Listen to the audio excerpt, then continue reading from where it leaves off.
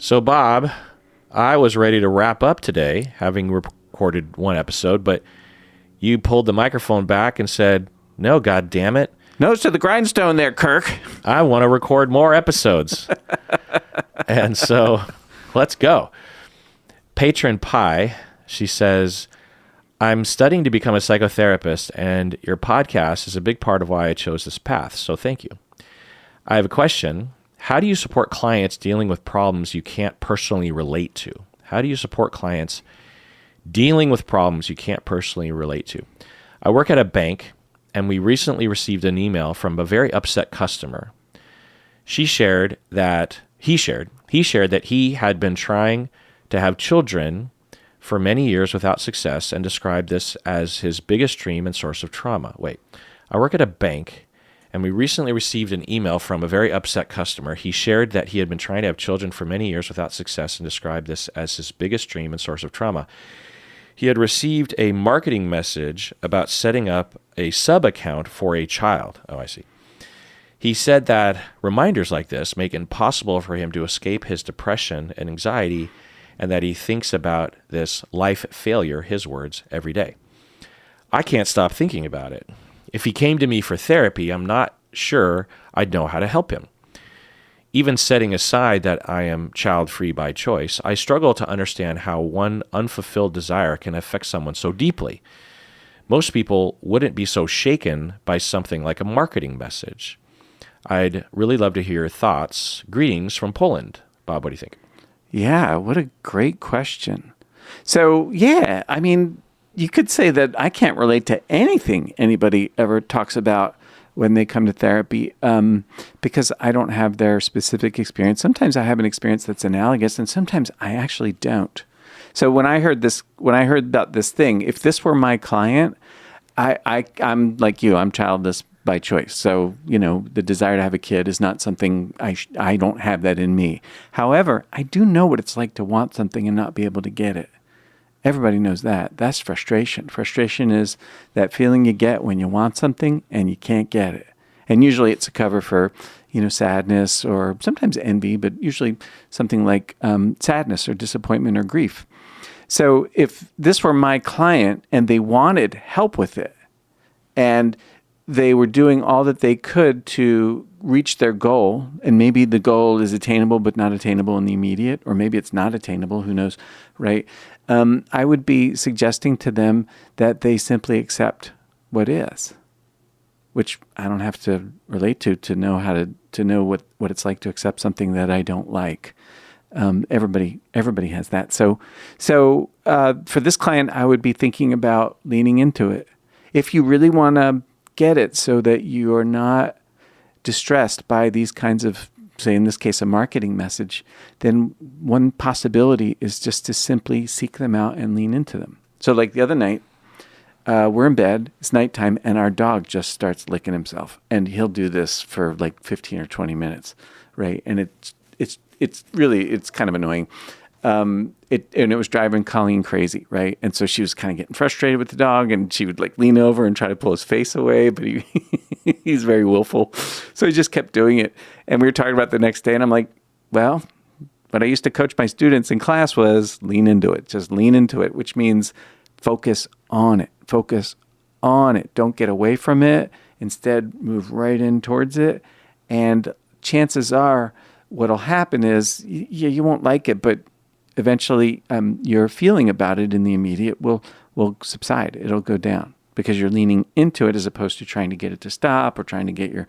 And she said to me, well, I just put the pillow over my head. I'm like, oh, yeah, that's great too, right? Yeah, why not? Just do that.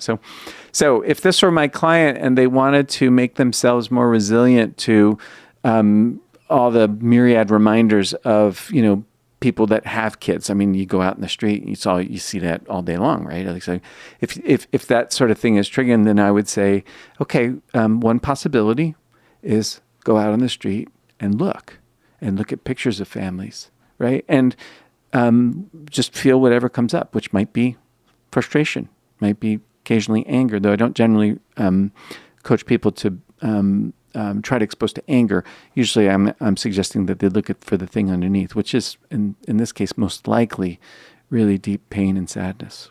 So lean into it. If You want it to go away. That's one possibility. Yeah. It's probably the most expedient thing to do if you can't solve it, is to simply accept that this is what is. Yeah. And one of the good things about it is you get something that you can't anticipate, and I don't know what it would be.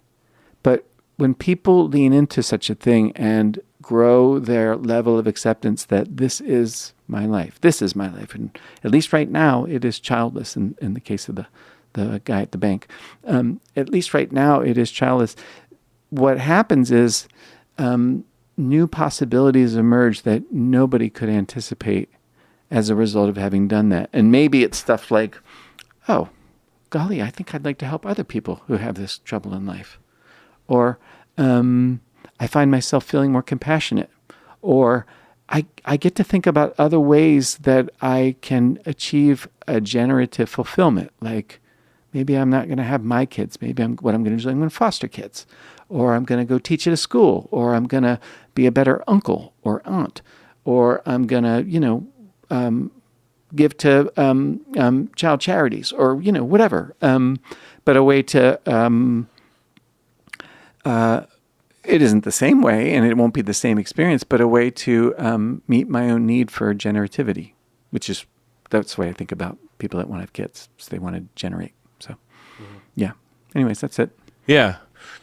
Yeah. I think the only thing I'll add is, so you're trained to become a therapist and you're thinking, I can't really relate to this. What is it going to be like when I'm a therapist and I have a client that I can't relate to? Well, as Bob said, it's arguably true that everything a client presents is something that isn't exactly of my experience, and therefore nothing any client has ever said is extremely relatable in terms of like, I know exactly what that feels like or something. I mean, that's a little extreme, but but it might even be a good place to start, that even if a client does present with something that seems analogous to your life, you don't want to assume what their experience is. So you want to come from a place of, in all likelihood, I have no idea what their experience is. So, so that's one. Two is that being a therapist, and maybe just being a human, involves continually expanding our empathetic understanding of other people by hearing stories and listening and assuming that they're not crazy. When I started out as a therapist, I was a 24-year-old douchebag. I was just I was a jock frat boy in all the ways that you could think. I was in a band and I drank beer on the weekends and watched football and basketball and, the first thing I heard you say in graduate school, our first night in graduate school, was, my name's Kirk. I'm in a band because everybody in Seattle's in a band. And of course my thought was, I'm not in a band. But you were a musician. Oh, sort of. Yeah. Very, very, very dabbly, but yeah. Anyways, I just thought, wow, that's cool. I didn't know that. Yeah. Cause everyone, it seemed like at the time in 95, everyone was in a band in Seattle. But I therefore had extremely limited, and also coming from just a ton of privilege, had almost no understanding of what the vast majority of people went through, especially around the world, but including my clients. My very first client was a black trans woman, sex worker. Wow. That's my very first client. So let's just assume that I didn't really understand her life. So that's just how it is. And I find that, and I was like this too, when I was planning on being a therapist, in my head, I had a vision of and I don't know if I had this consciously, but I had a vision of clients that were basically just people like me and people like in my circle. And very quickly you're disabused of that because, the kind of people you bump into in your social life or at work or something, or the people that you pay attention to on TikTok or something, are in all likelihood, they're very much in your cultural pocket. But everyone comes into therapy. And so it's actually impossible to go for 10 years without having a single client in your cultural pocket, because you're pulling from the entire generation, all ages, all cultures. So that's one thing, is just like get used to that feeling, and every opportunity that comes your way is another opportunity to expand your empathetic understanding. And so that's what I've done. Whatever sort of empathy you might hear from me is a result of just years and years of listening and assuming that other people aren't crazy and that there's a logical pathway to where the other thing to recognize, Patron Pie, is that from my understanding, you're not saying this directly, but this customer at the bank was attacking the bank, maybe you, because it sounds like, we received an email from an upset customer, and he shared that he'd been trying to have children and he couldn't.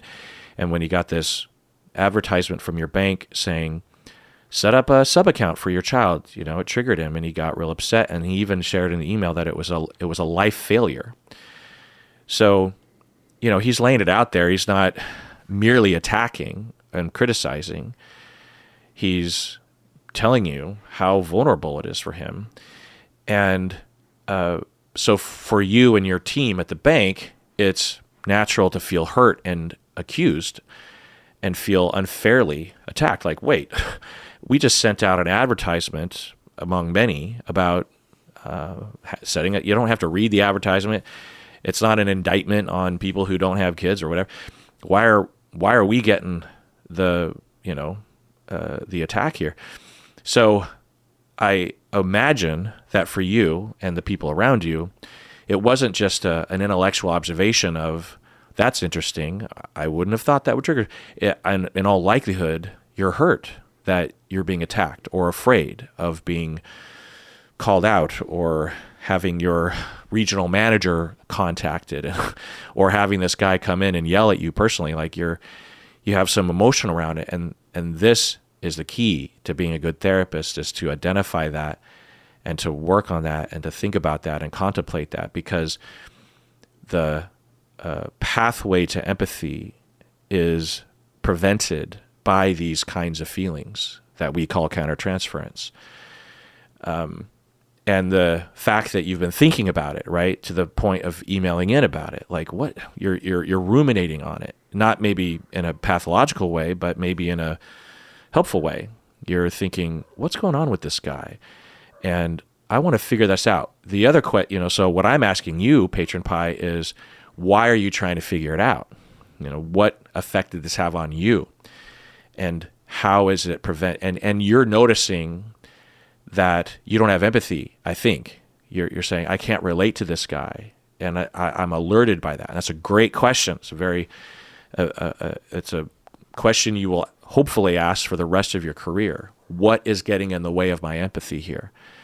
And I think the pathway to that question is, I legitimately feel hurt and attacked and afraid, and I'm preventing myself from opening up to this person.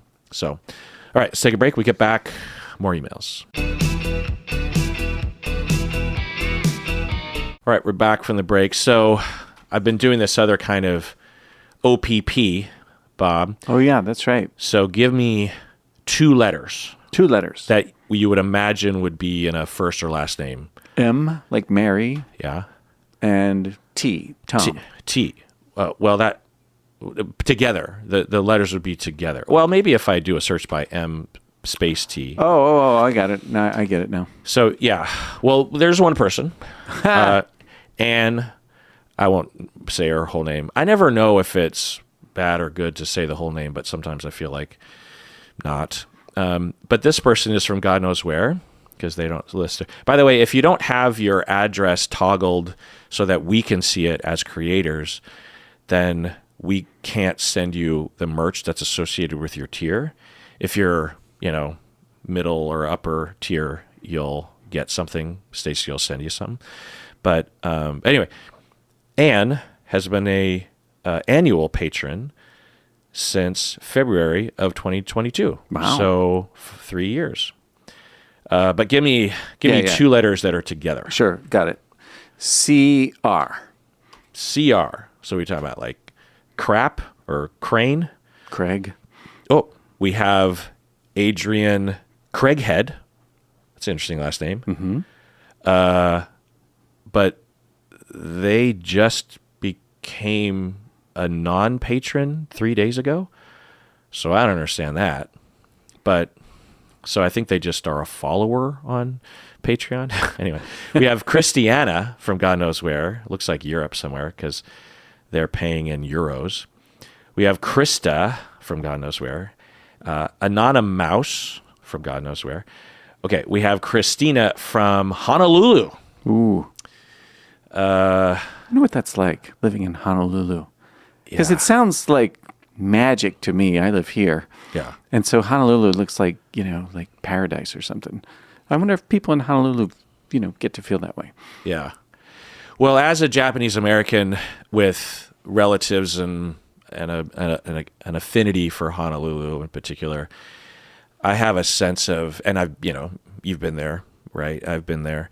There's a vibe, and it feels very much at home for me culturally. It's the one place on the planet where I feel culturally normal. Wow. Yeah.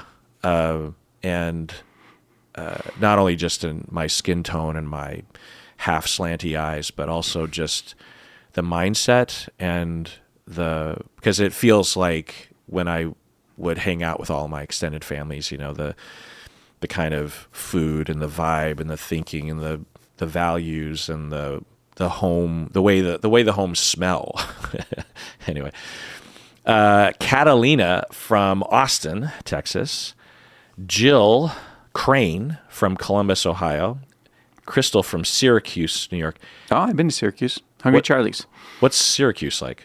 Well, my good friend's husband went to graduate school there, and what he said when they moved there, sight unseen, was this town's had its ass kicked. It's kind of depressed. They get these snows off of one of the Great Lakes. I think it's Lake Erie, but I don't actually know. Sorry about that, everybody in Syracuse. That just blow in, and suddenly it's like dumping snow on the ground. It's really cold in the winter. And the only thing I remember about it was we went to a bar called Hungry Charlie's. Okay. Well, thank you all, Crystal from Syracuse and others, for being a patron and staying a patron this whole time. Because we wouldn't be able to do this, seriously, if it weren't for you. All right. Long-term annual patron Sarah, she says, I've been in therapy for trauma and complex PTSD for 7 years. Throughout this time, I've seen the same therapist, and we get on very well. She's an excellent therapist, and she's helped me so much. Okay, so 7 years, things are going well. I recently felt like I hit a plateau in my progress, and so after much discussion with my regular therapist, I decided to put my sessions with her on pause and visit an EMDR specialist for a few sessions. Okay, just chiming in. Yeah, I've actually worked with clients in both directions with this, that you can get a lot of work done and progress in therapy for 7 years and feel like, there's this pretty entrenched reactivity barrier that I feel like I need to do something extra in therapy to surpass. And so sometimes an option like this can be an option. I like my EMDR therapist, but she has a very different style. One thing I've noticed is that my EMDR therapist often apologizes to me for the things that happened to me as a child, even though that it obviously wasn't her fault. She'll say things like, I'm so sorry that happened to you, or I'm sorry that no one was there for you in that moment. My regular therapist never did this. I have a tendency to minimize my trauma, and I think my regular therapist has been quietly leading me to realize for myself that the things I went through were bad and difficult.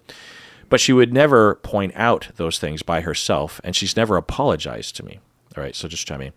So I think what she's saying is, my long-term therapist, one, never overtly said, I'm sorry that happened to you, but also more subtly might have never been overtly communicative of, wow, that was horrible what that person did to you, and is more on the listening side and assuming and leading the client to the conclusion as she's saying that what she went through was wrong and not her fault, right? But what the patron is saying is, I don't know if my long-term therapist, I think what she's wondering is like, should my long-term therapist have been at least communicating that on some level, you know? Do you have any thoughts on that, Bob? Yeah. What? Juicy. First off, everybody has their own style. I've noticed that when I'm apologizing to somebody in a situation like this, I'm not saying that I think it's my fault. It's a way to communicate care, compassion, sadness, empathy, interest. So the therapist that isn't doing that, the long-term therapist that isn't doing that, it just looks like having the EMDR person who has a different, way to relate. It stirs in the client longing, and I think that's really interesting because when you return to therapy with your, presuming you go back to see your long-term therapist at some point, you get to have that to talk about. Maybe it was like one of those unthought knowns, right? Like, I want care, but I don't have it fully on the front burner that what I want is for you to express care for me in this way. Like maybe the EMDR therapist is sort of pointing out to them something that resonates, longing, a desire for care. And I could imagine that being really useful to talk about, and whether or not the long-term therapist ever responds in that way, to me, is not necessarily relevant for you guys to be doing really good work. But learning about this is all speculation on my part, so I don't know, maybe I'm dead ass wrong, but learning about a frustrated or disappointed longing that doesn't speak its own name until, you end up in the EMDR office and the therapist sort of responds. It just seems to me like gold, sad gold, but a gold thing, like a golden level of awareness that you might not have found another way. I think it's really cool, and it wouldn't have happened if you didn't have the comparison. Yeah. Well, I should restate. It may never have happened if you didn't have the comparison, but the comparison brought it into relief for you, into the light. So there it is. Yeah. Cool. The next bit of the email, I wonder what you think of this, Bob. Yeah. She's saying, I didn't really ever think that therapists would do this, apologize. Do you apologize to your clients for their traumas? I suppose I find her apologies a little irritating because it's not her fault, and I never know how to respond. But I'm mostly just curious about the difference in therapeutic styles. Any response to that, Bob? Yeah, talk about your irritation. That'd be really cool to just bring it up with the EMDR therapist and let them know this is how you find yourself responding to that. And I'll just double down on what I said is therapists don't say this stuff because they feel responsible. They say it because it is, in the vernacular of the culture, a way to express care and empathy, sadness. It isn't that they're saying that they're sorry, like they feel responsible. So, to me, that is almost semantic, right. And it's just the way they speak. Right. And yes, the other answer to your question, yeah, I do this all the time, right? Especially when somebody shares something that they hadn't shared before, and my face will change, and my voice will change, and the words that come out of my mouth are something like, oh, I'm so sorry. And for all I know, I'm irritating the shit out of at least some of my people. But if they ever tell me, that'll be a great moment. Yeah. Yeah. She goes on in her email to say that she doesn't live in her country of birth, and that her long-term therapist is from her culture, but the EMDR therapist is not. And so it's quite possible that the translation to her native language is, or to her, culture of birth, is that to use "I'm sorry that happened to you" is a literal apology for the thing, instead of what it's communicating which is kind of interesting to think about, that when we say things like, I'm so sorry that happened to you, it's completely divorced from the idea of apologizing, even though we're saying I'm sorry. Yeah. Yeah. But I guess it's more related to the origin, I think, of the word sorry, which is sorrow. I feel sorrow, maybe is a more precise way of Probably saying. more precise. Yeah. I feel sorrow for that. Have you ever thought of another way to do it? Yeah, I mean, there's various different ways to communicate. I've never found one that I thought was better.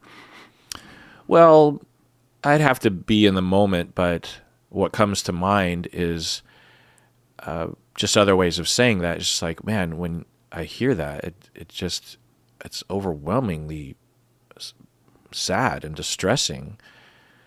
I just feel so horrible for what you went through. It's just horrible. It's just horrible. It's awful what they did. Or I'm really angry about what they did to you. Yeah. It's bullshit. Yeah, You deserved a lot better. There's various different ways of feeling in the moment and Right, of therefore course. communicating it. Right. But I think, what you were saying, Bob, that the emailer is wondering, why is she apologizing? She isn't apologizing. She's communicating that she cares. Mm-hmm.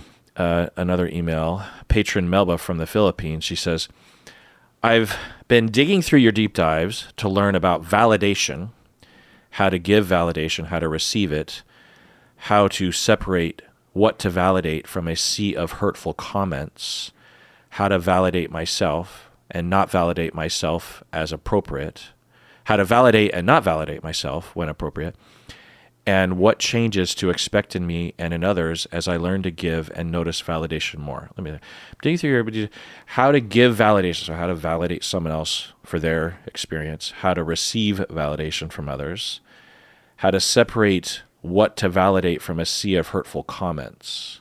I think meaning that if someone is being hurtful, like someone's communicating to you about their experience with you, there's like hurtful comments, and then there's other things that you should validate or something. I couldn't find a deep dive in your episodes, and it would be great if you could do one with Bob. I imagine it would be helpful. Bob, in lieu of doing a deep dive, how do we give and receive validation? I think in the midst of close relationships that in which we're in, it's one thing to validate like a client or someone on the street or something. It's another thing when the entanglement of a relationship and the feelings have to do with you and da-da-da. So how do you validate? Well, no one should validate anything that's not true, which is why it's really cool to validate how somebody feels, because when they're telling you how they feel, that is true. That is how they feel. But if they say, if they're making a conjecture about, what I meant or what my intention was or what I did that I don't think I actually did, then I'm not going to validate that. But I'm not sure how to answer your question, Kirk. But what I can say about this person is, wow, it's fucking awesome how serious you take validation. I think it's one of the things that we are not doing as a species, not nearly as much as we could or should for our own collective good. And that you made this like a mission to learn how to do it. That is, hats off to you. That's fantastic. All right, let's take a break. We'll get back. There's an email about Butlerism. What do you say? Wow. All right, we're back from the break. Give me another 2-letter thing. Oh, okay. Let's see. Come on. SH. SH. I'm going to sort it by join date. Right on. And we have Swathi, who became a patron in 2016. And Swathi's from Pittsburgh. Oh, that's interesting. I knew somebody from named Swathi when I lived in Pennsylvania a long time ago. Really? Yeah. Huh. Maybe it's the same person. Could be. And then we also have Rashama from New York, who's been a patron since 2018. Amazing. And we have Lindy Shearer from Talmadge, Ohio. Talmadge, Ohio. And then we have Sean Rich. Oh, speaking of frat boy douchebags, he's one of my old frat boy douchebags Really? from the frat. Yeah. Wow. And he's a therapist too. He went to Antioch, and he's a couple years younger, so he became. I a didn't know therapist. that. Yeah. I don't think I've ever met him. Have I? No.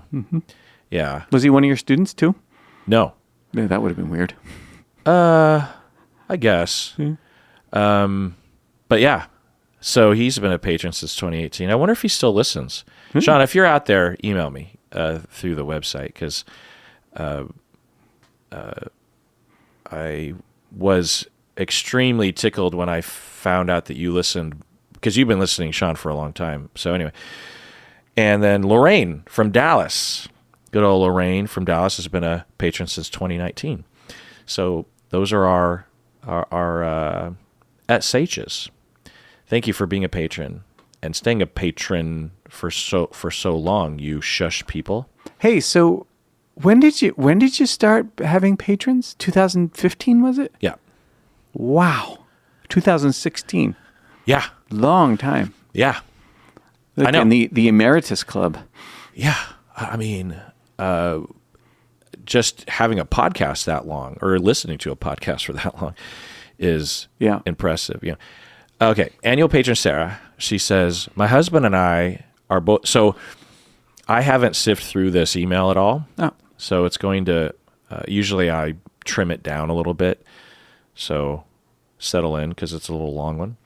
Annual patron Sarah, she says, my husband and I are both in therapy, and we really appreciate your episode on Butlerism with Bob. It made me realize that would describe Butlerism, Bob. A butler is somebody who serves you without regard for themselves. So Butlerism, as I think about it, is exactly that. Now, of course, the difference is butlers actually get paid. That's a job, right? But nobody asks the butler, hey, how's your day going? Would you like a cup of tea? You want to sit down? So as I've thought about that in just my own experience of it, by the way, this isn't a clinical term. This is just something I made up at home. As I thought about that, it's just that. It's the sense that I'm only as good as my utility. So, and it's a very frustrating way to live. And these days, I don't think about it so much as I think about closet narcissism, which I think is basically what Butlerism is. Explain that. Do I have to? I don't know how to do that off the top of my head. I can talk about being Butler, but I don't know how to talk about narcissism very well. You do it. Well, I think this is an effect of your recent interest in object relations and psychodynamic theory. Yeah.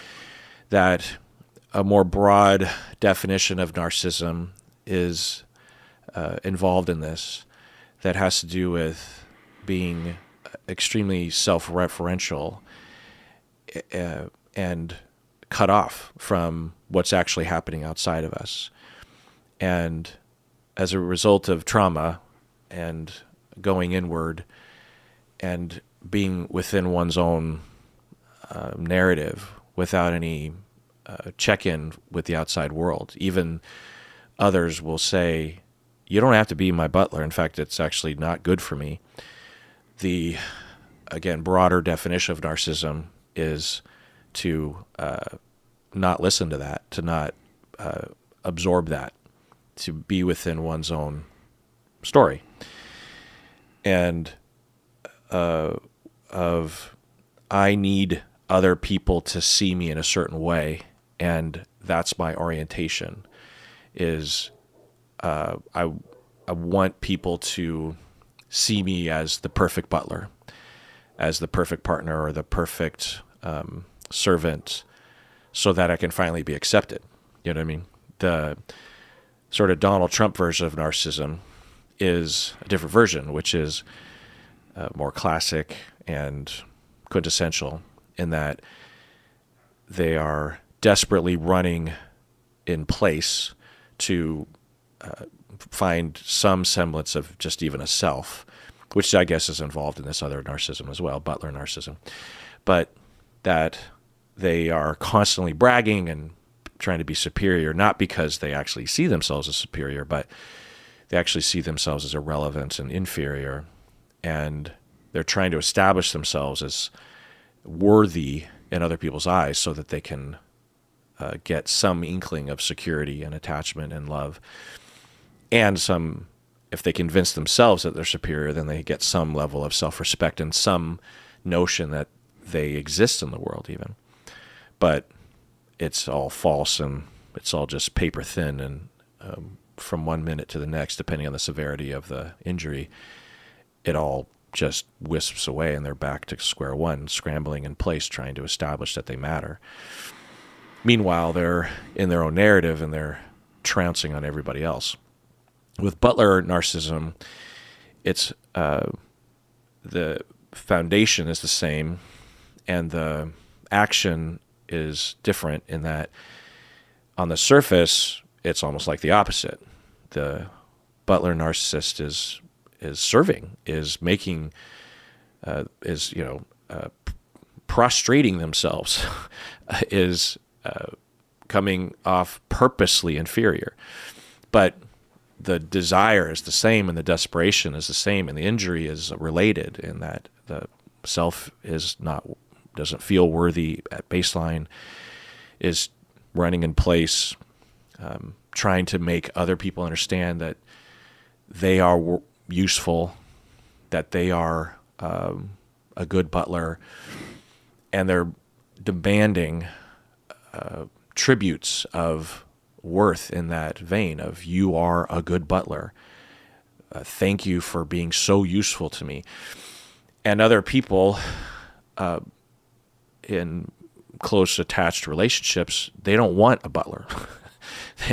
They're not looking for that. So it's sort of forced upon them to provide that. Now, to praise a partner for being useful or to being appreciated is, of course, important, in the same way that it's important to praise someone for being good at something, like you're smart, or you're good at your job, or you're good looking, or whatever, so that's the confusion and the deception of it, is that often the conscious request for being appreciated is rational, but the vibe is one of demand and one of rigidity and desperation, and never is enough, and doesn't ultimately fix the problem, because it just forces for the Donald Trump version, at the end of the day, they,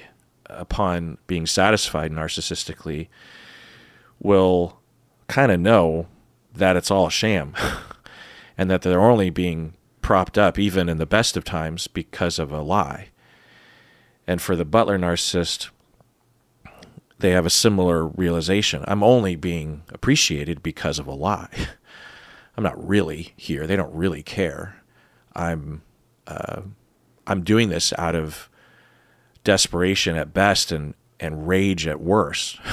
Like, fuck you, you will appreciate me, God fucking damn it, And so even in the best of times when I'm appreciated, they don't really appreciate me. They just appreciate this facade. And of course, in the worst of times, there's also this conclusion of fuck them for only loving me when I'm prostrating myself. What they're abusing me, when in it's possibility that it's all just imposed by the butler. Am I describing it up for me? What was that? That sums it up for me. I don't know. I'm just shooting in the dark, but is that all that shit happens all the time, and it happened bad last week. And it's weird because I cannot see it when it's happening. Yeah. It's frustrating and embarrassing, and I worry about my partner because she's impacted by that shit. And last week, the beginning of the week really sucked, but I'm taking this training, and one of the things that the training is about differentiation, being myself and recognizing that I'm not the same as somebody else. And so what the trainer, I love her, she's great. What she says is, between wishes and goals. Wishes for what I wish somebody else would do, and a goal is what can I do to fulfill what I want.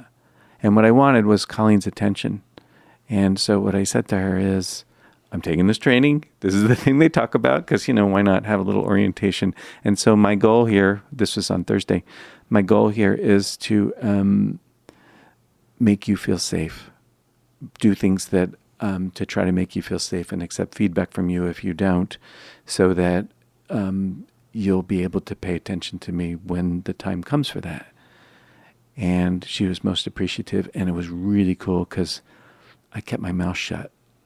And there were times when I would have interjected something or objected to something that she was saying or put my own spin on it. And instead, I just kept my mouth shut and listened. And as a result, I learned, I can't remember what they were, I'm sorry. I learned some things that I wouldn't have learned if I had not just simply listened and kept my mouth shut. And she really appreciated it. And the next night, she's like, okay, pal, your turn. And we ended up having a really interesting conversation about sex. Interesting, that's a way to put it. It was fucking painful, but useful. And so really... So the differentiation part was you being mindful of your reactivity and not getting entangled into the details of what she was saying and zooming out a little bit. Putting myself aside for a moment just to listen and hear. And it's really cool. I mean, I've been doing this as a therapist for a long time now. The little placard on my screen says, let the session come to you, which basically means shut up and wait and see what happens. And every time I do, something happens. You have a placard on your screen? It's a little piece of paper that says, let the session come to you on a little And you card. can see it out of the corner of your eye. Yeah, it's on the frame of my screen. When you're working with your clients. Yeah. I have 4 or 5 of them. They're just little Really? reminders. Yeah. What other things do they say? One of them says curious, not furious. One of them is Grice's maxims. Have you ever heard of Grice's maxims? No. They have to do with the way in which we communicate. Now, I can't remember them off the top of my head. That's why they're on the thing. Well, how do you pronounce it? How do you spell it? Grice. I think they're really cool. And I don't get too hung up in them, except they're a good reminder about how to actually talk to people and how not to. You see it? Maxim of quantity. Yeah. Be as informative as is required, but not more informative than is needed. Maxim of quality. Do not say what you believe to be false, and do not say things for which you lack adequate evidence. Maxim of relation or relevance. Be relevant to the topic of conversation. Stay on topic. Maxim of manner. Be clear, brief, and orderly in your speech. Interesting. So these are maxims of communication. Yeah. Okay. Quantity, meaning enough but not too much. Quality, meaning don't say things you don't know anything about. And then relation is being relevant. Yeah. Stay on topic. Don't change the subject to your own bullshit. And manner, meaning have manners. Or the manner of your speech. So clear, brief, and orderly. Yeah. So avoid ambiguity and obscurity. Yeah. So So try to be clear. Right. Yeah, okay. So they're cool. So they're up there. The other one is about differentiation. It literally says differentiation, and then it says it in Latin, because I like Latin. So temet noscia, I think that's how you say it, is know thyself. Temet honora, that's honor thyself. In other words, express yourself. And then ali honora, and that means to honor others. So just a good, quick reminder. Differentiation is really cool, really important. Just not just for me and my work, but also as I watch my people, interact with one another. I thought about that you could have these little reminders on your screen if you're doing online therapy. Yeah. In a way that it would have been harder in the past. Yeah. And that it could actually help orient you. Yeah. Maybe even having specific little Post-its for specific clients. Yeah. Oh, yeah. I haven't done that. What I used to do when I saw people live is I'd make little posters and stick them behind my couch, on the wall behind my couch, so that I could see them without having to move my eyes away. Yeah. That worked for a while. Interesting. Yeah. Yeah. So you're saying that an antidote to Butlerian narcissism, Butlerian, that's from Dune, right? The Butlerian jihad. Jeez, I don't remember that. I mean, it's from the books. Yeah. But it's I think there was some guy named Butler who wanted to strike back at AI and robots because of this movement to get rid of them because they were ruining humanity and that kind of thing. I think that's what it is. And it's a jihad against, a holy war against the AIs and stuff anyway, which becomes more and more relevant every day. Yeah, really. So you're saying that to battle that and your relationship with Colleen is to be differentiated because normally without that differentiation practice, you would have what? Interrupted, put my own spin on things, not listen to what she had to say, not wait, just simply wait long enough for her to finish a complete thought, which, it's not like I'm just going to like interrupt her sentence. I don't do that, but it is, there's more to say than just one sentence. And I won't know that if I don't slow down and make a little room. She might not know that either, because, lots of times when we're talking, we don't know what's going to come out of our mouth. So having a little bit of time for whatever it is to distill and find its way to the surface turns out to be a really good idea. Yeah. So to you, Butlerism has to do with prostrating yourself, but also has to do with this. Yeah. This, what would you call it? What was this? The interrupting. Oh, I don't know what else to call it except fucking know-it-allism, and presuming that one of my big vulnerabilities is I believe what I think, and it's great if it's accurate. It's not so great when it's inaccurate. Yeah. So that happened during that conversation, and I actually said to her, quite frankly, "Yeah, I don't believe you. I believe what I think," and I think that's kind of insulting. I didn't say it to be insulting, but I think it can be. It is also a fact. But I didn't like just insist on what I thought. What I did is I said, yeah, that's happening inside me right now. And then I just made room for her to keep going. Because I don't know that I'm wrong. I don't know that I'm right. I don't know anything except she said X and I believe Y. And what am I going to do? Like get into a tug of war over, oh, I know what the truth is here, or, oh, no, I don't know anything about the truth. I don't know. So it's just staying gray. Seemed like... And what triggered it, I'm assuming from context that you were in a mode of being a butler up until that point, and were building resentment about not being appreciated. Yes, I was. Okay. That was Tuesday or Monday. When you broached the topic, you reminded yourself to be differentiated, and it helped. Yeah. Okay. It did. Quite a bit. Yeah. The way I described Butlerian narcissism, is that in line with what you've been learning about object relations? Yeah. Okay. Yeah, and very well put, by the way. Really. Oh, thanks. Yeah. And that's not a prostating kind of comment. That's just true. My teacher, by the way, if anybody's interested, her name is Martha Kauppi, Kauppi. She's a pretty strong online, good website. You can find out about her if you want. Really lovely. Wow. Yeah. With a name like Kauppi, that was probably not an appreciated last name when she was in middle school. Well said. Yeah. Going on. Bob reminds me of my husband, who feels the need to constantly serve everyone around him, and he literally malfunctions if I press him on what he wants. For example, if I ask him what he'd like to have for dinner, he might reply with, well, we have pasta, or I could make steaks and salad, which would you prefer? And I'll reply with, I asked what you wanted for dinner. He'll get confused and a bit agitated and reply with, I just told you we have pasta, or I could make steaks. Is that not okay? Should I order pizza instead? I find this really frustrating, and luckily he is emotionally intelligent and open to therapy and talking about all of this together. This inability to know what he wants is both small and big picture. Yeah.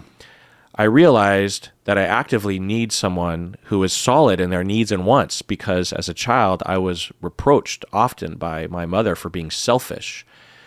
I understand now, after years of therapy, that it's ludicrous to expect a child to constantly anticipate the needs of an adult parent or to rebuke that child for selfishness if they fail to do so adequately. But that's what happened to me. So every time I'm unsure about what my husband wants or needs, I feel selfish and ashamed. I don't really have a question here. I just wanted to share that I appreciated the episode with Bob, and it helped me explain to my husband that him not knowing what he wants, be it for small things or big things, is actually a burden on me and not helping.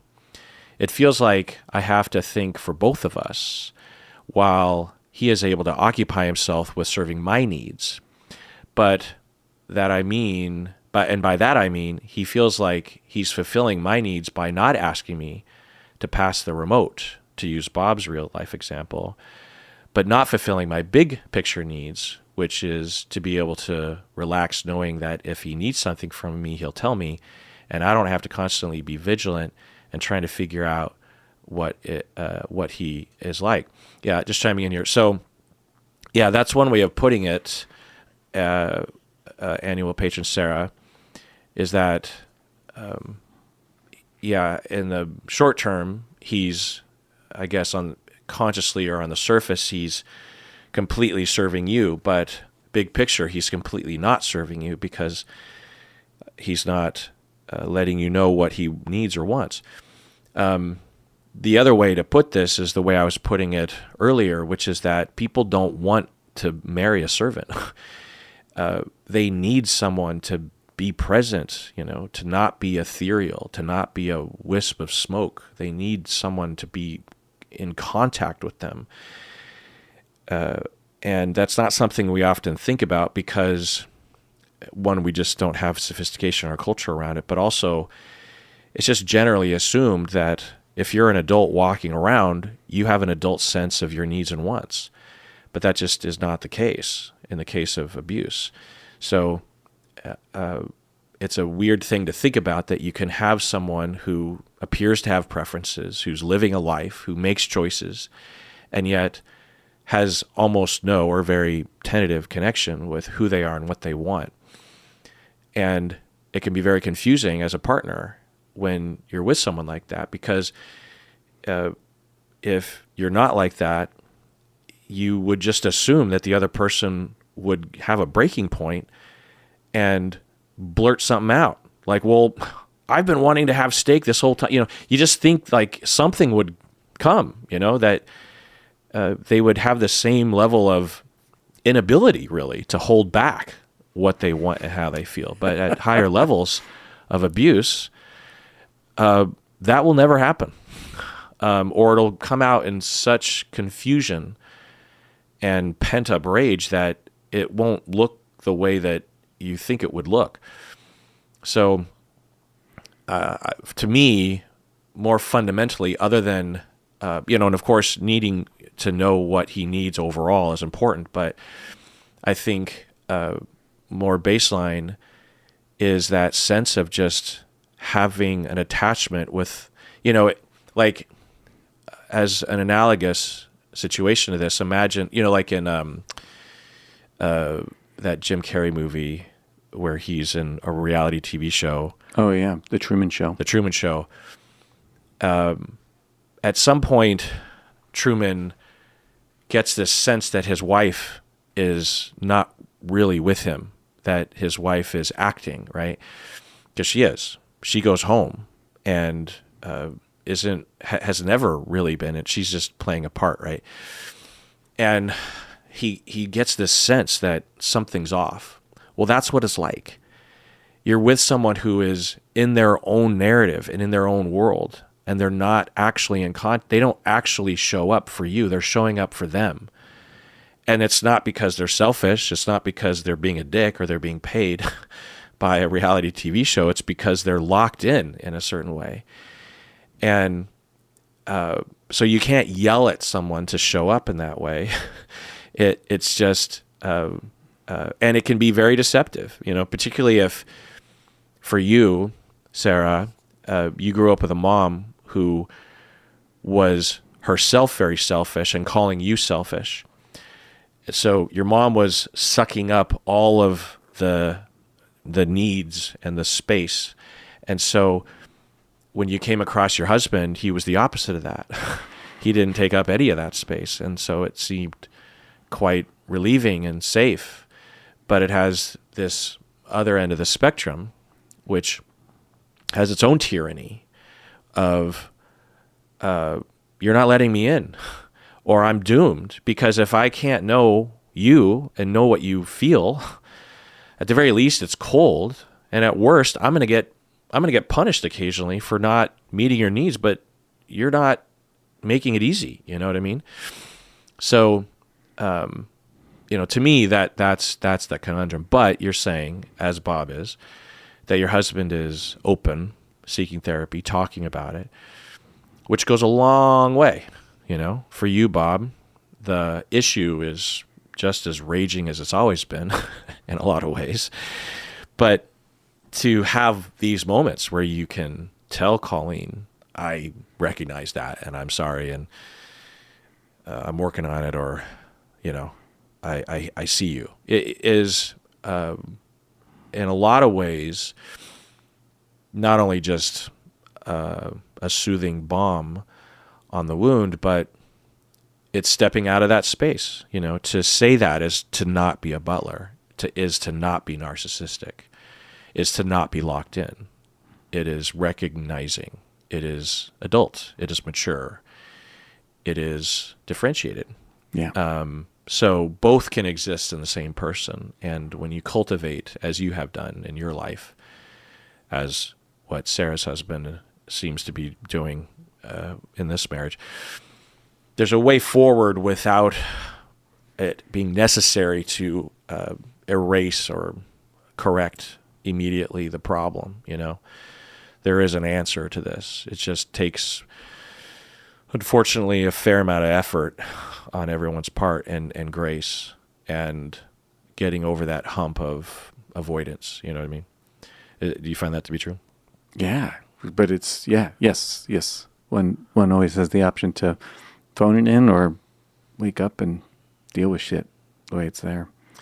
What sort of routines have you developed along these lines? Oh, one assumes I have. Let's see. I think you have. Well, you have patterns, ups and downs, Yeah, ups and downs. I don't know. I don't think I know how to answer your question. Well, I mean, fundamentally, you have conversations about it. We do. And you go to therapy. I do. And you have internal processes that are routinized on some level, right? Some level, yeah. Like what's that like?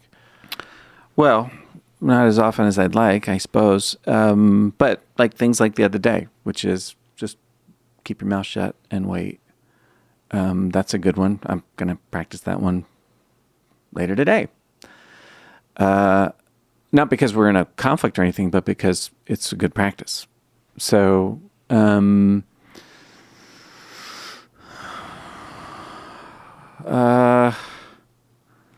right. I don't really want to talk about this part, but I'm gonna. You don't have to. I know, but it might be useful. When it comes to sex, I am locked up, kind of like the way Sarah describes her partner. And so what we started doing recently was just talking about what we each like in sex. And it feels just fucking awful. I don't want to do it. But, it's sort of like... What's awful about it? It's embarrassing. It's vulnerable. It's scary. I get scared. I mean, yeah, the double whammy of the whole Catholic shaming thing. Oh, yeah. Those people. So that doesn't help. They know their way, man. They know how to do that. Yeah. Yeah, no, it doesn't help at all. And so all that stuff's still inside me. All that, you're bad because whatever. I'm pretty sure it doesn't matter what I'm interested in when it comes to sex. My brain will say it's bad. So, yeah. It's also primal, right? It's one thing to say pass the remote. It's another thing to speak from the inner core of one's primal bodily libido fluid urges. You know what I mean? Yeah. It's from the core of our preference, if you will.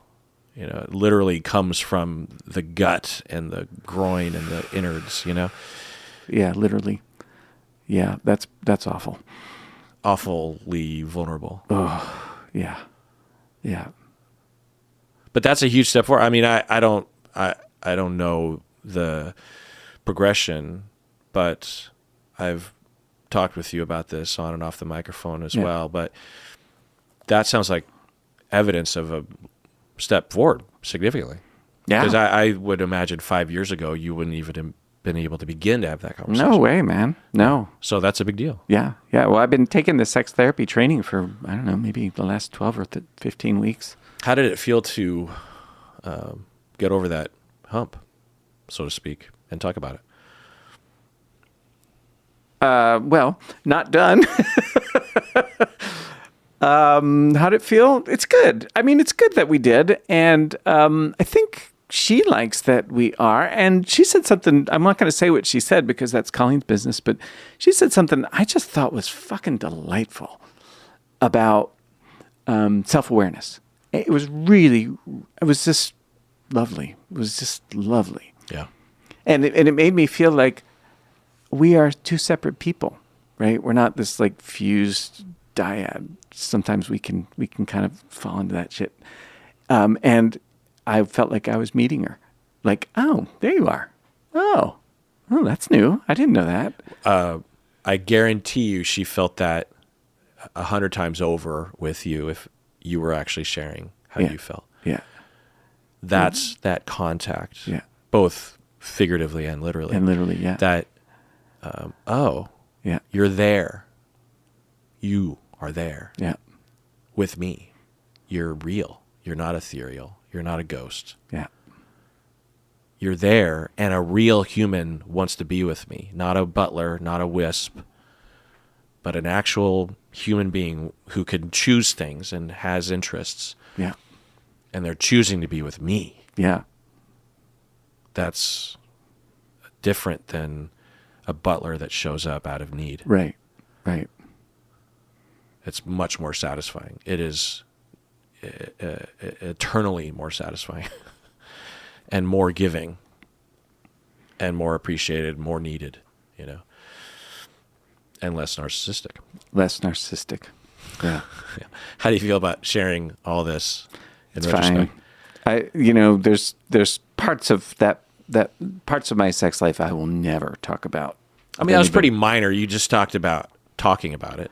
You didn't say that you love 2 fingers up your ass. You didn't mention that at all. Yeah. I don't, for the record. I'm pretty sure my contacts people knew I was joking. Yeah. Yeah. But even for me to talk about right, totally. is like, Totally. it's a big deal. And, the whole world's kind of weird when it comes to sex. Nobody hardly says a word. Right. And everyone know it's 3, not 2. Yeah, exactly.